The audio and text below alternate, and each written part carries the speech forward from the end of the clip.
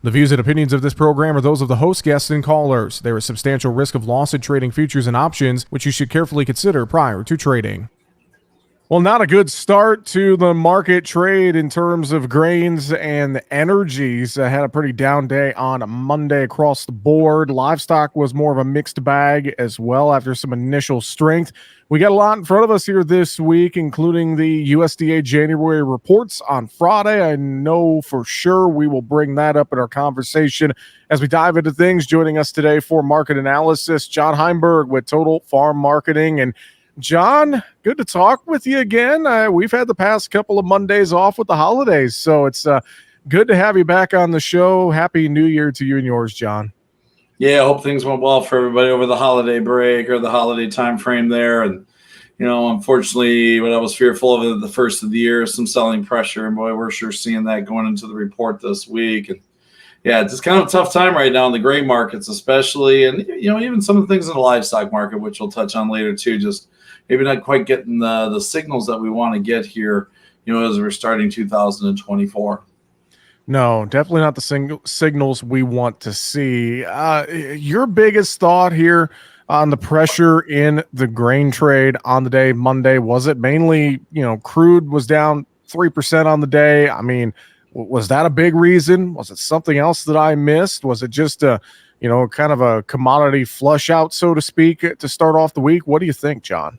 Well, that crude oil market was a bigger factor in things, just at least to get some of the negative momentum to start the day. As Saudi Arabia announced that they're going to be cutting oil prices for the month of February for their customers, and that sent crude, $2-3 a barrel lower, as you just stated, which is a big factor, and just in terms of the overall commodity space and how things are kind of just the momentum for the day. But when you get over to that grain market right now, it's all about the South American weather. It's all about money flow. We keep looking at commitment of traders, funds added to that short position in corn, up over 200,000 contracts now on last week's commitment of traders report that, again, was filed on Tuesday. So I guarantee you it's even bigger yet with the selling pressure on Wednesday, Thursday, Friday last week. Soybeans funds are now negative on the soybean market, looking to probably grow that position. We're just looking for some positive news. We're not seeing it. Even the export news in terms of sales last week for corn and soybeans on the export sales report were disappointing. Export inspections for beans were disappointing again today. Corn was within expectations. So maybe that export window for beans is starting to close as we're getting some of these early beans in to Brazil. And just right now, the markets are reflecting, even with the weather that we're seeing down there, that there's still going to be an ample supply of beans coming into the marketplace. And there's just no reason for somebody who's sitting on the short side of this market to want to get out right now, whether it's corn, beans, or even on the wheat side.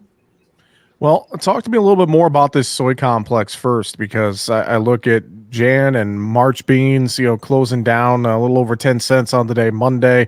I have to think we're either breaking through or testing some key support levels here on the charts, but your thoughts, can we, when does the bleeding stop, so to speak, here in soybeans? Because I think back to, early December, we were sitting, around the 14 handle. Now we're in the 12s. So what do you think here, John?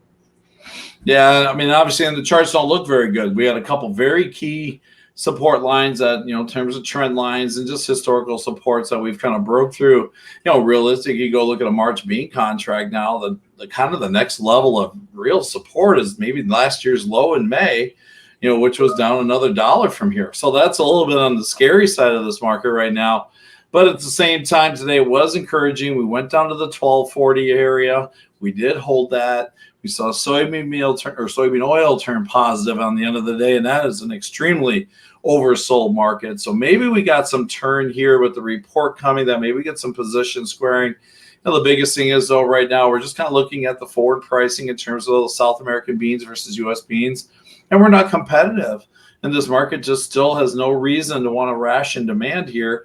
In fact, it still wants to find some demand overall, and that'll be something we'll address on the report on Friday in terms of some of these exports numbers as USDA make adjustments there. So at least at this time frame, it just doesn't feel like the bottom's in. But it did at least like the fact that we found ourselves, we get ourselves 9-10 cents off the low today. We'll see if we can get some follow through on turnaround Tuesday tomorrow. Maybe that'll get the funds, at least maybe we'll move some money sidelines, squaring up some of these short positions. Then going into the report, the January report is one that can see some pretty good adjustments, some big movements. We do see CONAB numbers coming out this week as well. So what's going to happen with that Brazil crop? I think the market's already pricing a 150 area type crop. Last week we saw some private analyst group bring that number down into the lower 150s. Just my gut feeling is it's even lower there. Maybe it's into the upper 140s, just given some of the talk that you hear on the social media side and where some of the buzz numbers might be.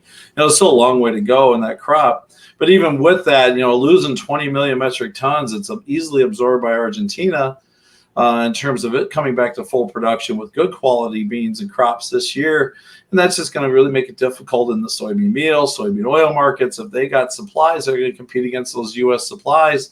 The crush number is a key number. And if the margins aren't there, that's going to be hard for the bean market to really find some footing, and build some base and maybe work higher, even with the tighter numbers here in the United States, which, the USDA will probably still validate on the report here next week. Or on Friday this week, excuse me.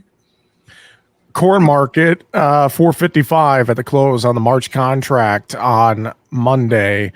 Your thoughts in corn here as we head into the USDA report? I've heard some farmers selling, but maybe not as much as was initially expected. Maybe you've heard differently, but obviously a lot of farmers don't love this price of corn right now, and they're probably not selling unless they have to. What's your take in this corn market right now? I think that's going to be a big thing, but we still have a heavy front end supply that we're working through, and the elevators don't need it. Now we are seeing a little bit of a push higher in the national basis here, at least on the average level. Some of that might be just the seasonal window that at least is out there, but maybe the cash market can find a way to do a little bit of lifting and hold the futures market in play. I was watching 460. I thought that was a very key spot. Unfortunately, we are now through there. And we'll see if we can get back above there by the end of the week. And then maybe we got a bit of a shorter term, window here. We could be putting in a bit of a low. Here's the biggest problem, though. Again, we're still looking at 2.1 plus billion bushels of carryover. Grain stocks numbers might be the one I'm watching the most closely on Friday. Do we have some type of a surprise there? One area I'm looking at is the feed usage side of the equation. From last year from 2 years ago to into last year, USDA took about 440 million bushels off feed demand. They've added about 100 million bushels back in for next year. Maybe that needs to be another 100 million. Go look at the quarterly hogs and pigs report. Go look at the cattle and feed numbers that we're feeding heavy animals, at the end of the year. So that first quarter usage could be a little bit better than we anticipate.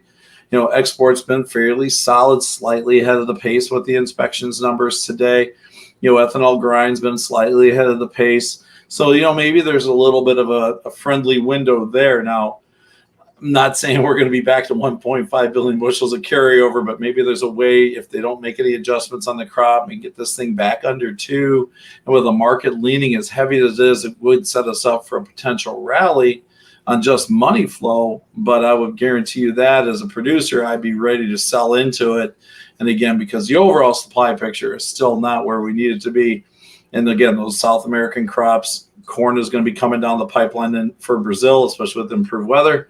And then obviously that big Argentina crop coming to play later on this spring, will all make major factors in terms of our prices. So to me, rallies are meant to be sold if we get any here, at least in the short term, until something truly changes on the fundamental picture.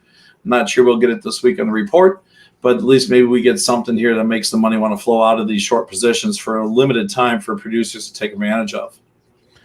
Any selling, any moves in 24 corn or soybeans here ahead of this WASDE report, John? Anything you're watching there with new crop?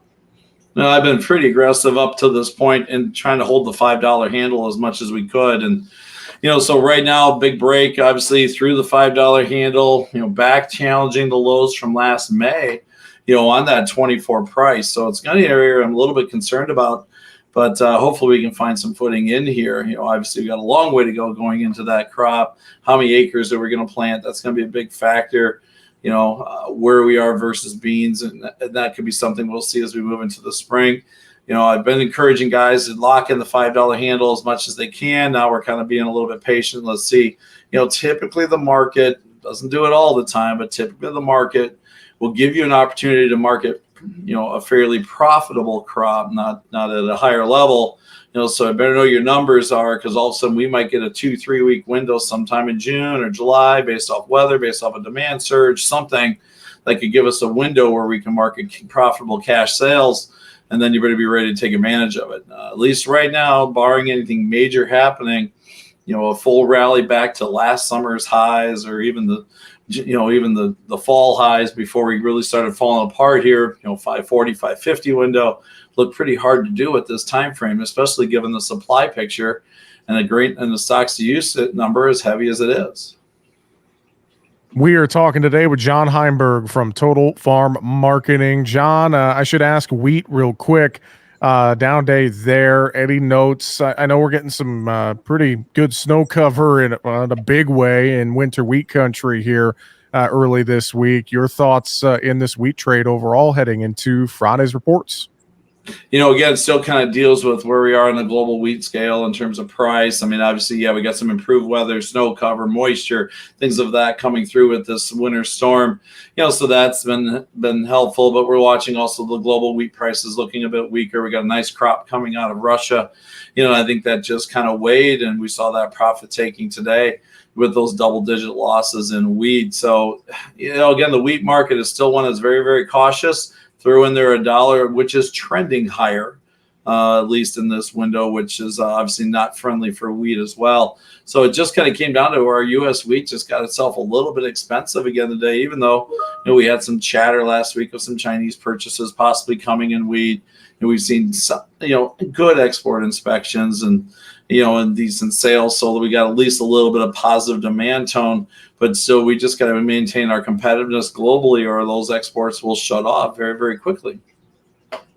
John, let's go over to livestock and cattle and hogs. We started off pretty strong across the board on Monday, and then we gave back some of that strength and kind of a mixed tone.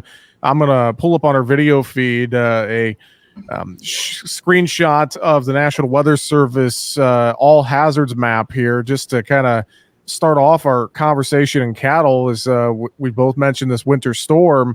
You look at key parts of Kansas, Oklahoma, into Nebraska, Iowa, a lot of reds, a lot of pinks for blizzard and winter storm warnings. So I have to wonder how much this week's winter storm could have an impact, or is already having an impact on this cattle market trade, John. Yeah, that could be something we got to watch. Now, today was another disappointing day overall in that cattle market. Retail values have been continuing to slide. Now, we did have at least a positive midday tone, but, we're putting some pretty big carcass number weights out there right now. So we're seeing some buildup of supply. The chain still continues to be slow in terms of slaughter pace. Now, we did get a little bit of a boost in cash trade and talk to some producers, and maybe some of those bids down the road are getting a little more friendly, so that can help us here in this window, especially with the snow coming. That's obviously going to slow down the livestock movement in the countryside or stress the cattle on the gain side. So we'll have to kind of watch how that always plays out. But I'm a little disappointed in what the charts have been doing. And again, looking at the technical side, you've had a pretty decent recovery in the February cattle. Now we're trading a little bit under cash, so maybe we're undervalued. But if you go look at that chart now, in the last 5 days, we've had ourselves a couple sets of reversals, especially the last 2 days. Does it just look like the money's a little tired here? Not sure. That's the concerning part. Does the technical side kick back in again, especially if we can't see a little more bid on the retail side in terms of those choice carcasses getting picked up a little bit more? So I'm at a bit of a crossroads right now in the cattle market. I still like it. I still think we got some time. I'm still a little more friendly third, fourth quarter maybe than I am the first quarter of the year, just given those larger placements that we did see here at the end of the end of the year cattle and feed reports. So, but again, I still want to see where we are in that cattle inventory report. I'm watching that at the end of the month. Where's the cow herd at? Where's the calf crop at? Are those feeders out there? With the weaker corn prices, we're seeing a little more demand for feeders. You go look at the cash index to the January contract, $6 over the January contract. So some strength there could also help support the cattle market. But like I said, just watching what's going on the charts right now, we've rallied basically almost $10 here. Is it a window we just take a pause? and make sure the fundamentals are there. But again, a little bit of a toppy action on Friday, and again today in that market just makes you a little bit cautious on what the money flow might be. How about this hog market? We've been trying to find a little bit of footing. It looks like a few up days in a row. Any notes in the hog side of the equation? They're another issue. We look at the quarterly hogs and pigs, and just that efficiency and pigs per litter was a huge jump. And that just again put many more pigs into the pipeline than this market wants. So we're a little bit concerned there. Cash prices continue to struggle. Now, the index is starting to turn a little bit, only down about a penny today, but we are working off of some lows. So maybe that's going to bring a little bit of money flow into the futures market, that the cash may be finding a bottom here. I did not like the way the February contract was trading, but we held that 65 area, 64 area, which was basically a trend line low. Now we're getting some money flow. A lot of resistance over the top side. To me, you got to get this thing up over 71, 72 to start feeling good about maybe some more upward movement.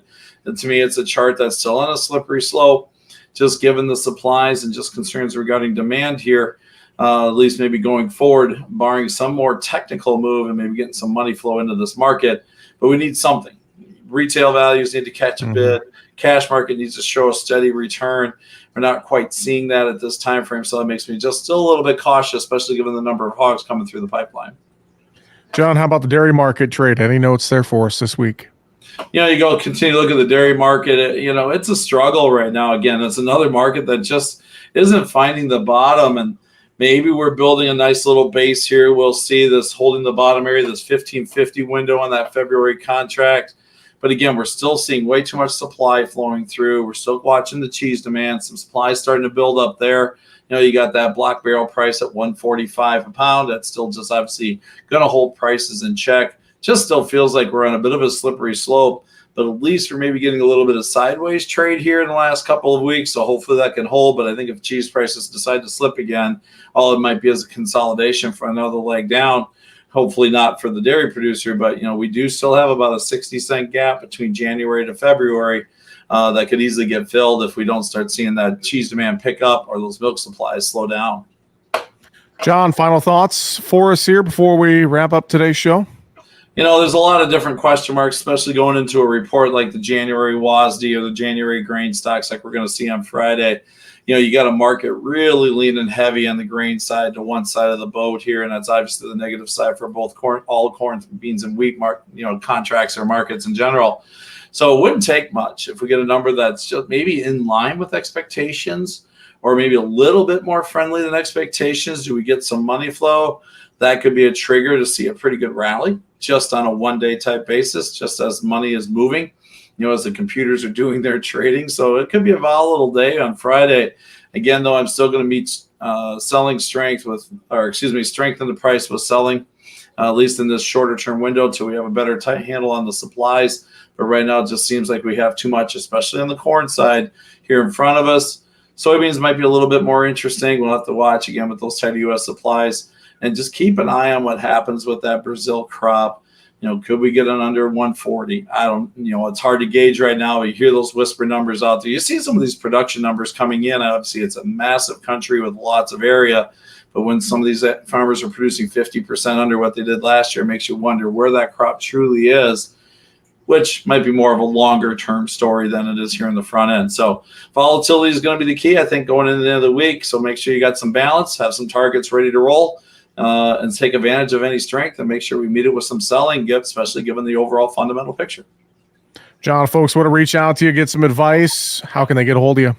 Sure, love chat with them anytime. Give me a call, 800-334-9779. Shoot me an email at jonh@totalfarmmarketing.com. Again, that website of ours, totalfarmmarketing.com. With that, John Heinberg, Total Farm Marketing. Always good to chat with you, my friend. Thanks for joining us. We'll talk to you next week. Sounds good. Have a great week. That's good. Do it for Market Talk today. Find us online, markettalkag.com. I'm Jesse Allen. Have a great afternoon.